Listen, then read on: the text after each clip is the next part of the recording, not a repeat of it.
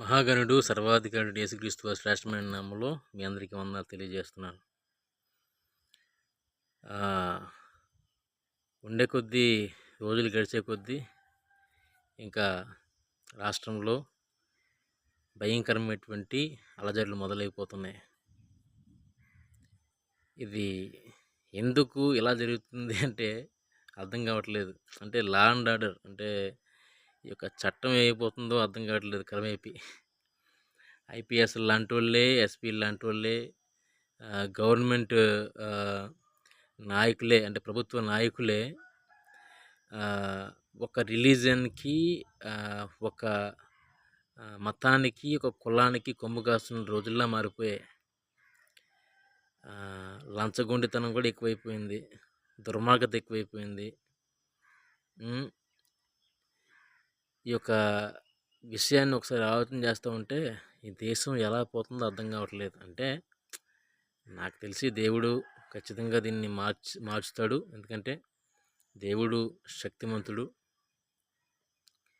దేవుడు ఎవరినైనా మార్చగలడు. ప్రార్థన చేద్దాం. సిస్టమ్ అనేది అలాగే ఉండిపోదు. దేవుడు తలుచుకుంటే సిస్టాన్ని మార్చగలడు, అధికారులనే మార్చగలడు.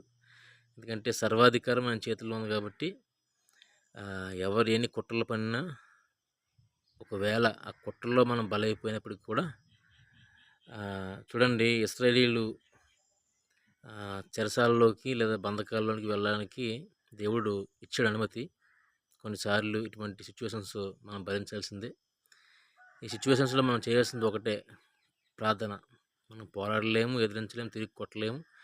ఎందుకంటే మనం అల్పసంఖ్యకులం, తక్కువ జనం గలవారం కాబట్టి మనం చేయాల్సింది ఒకటే, దేవునికి మొరపెడితే ఆయన మనం సహాయం చేయబడి ఉన్నాడు కాబట్టి ప్రభుత్వాన్ని కూడా అడుగుదాం, పోరాడదాం.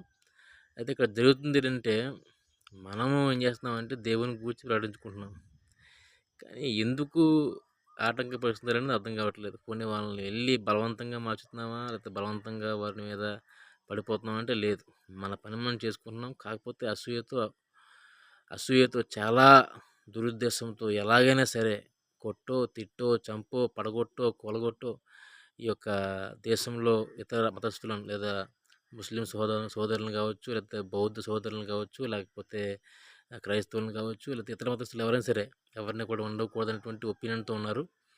అయితే ఇక్కడ మనం చూస్తే రీసెంట్గా ఒక బౌద్ధ టెంపుల్ను కూడా ఇబ్బంది పెట్టారు. అయితే ఇది ఏంటో అర్థం కావట్లేదు, ఎందుకు ఇలా తయారవుతుంది, ఏం చేద్దామని అర్థం కావట్లేదు, ఏం చేయగలరో అర్థం కావట్లేదు. ఎంత దరిద్రంగా తయారు జనం మూర్ఖంగా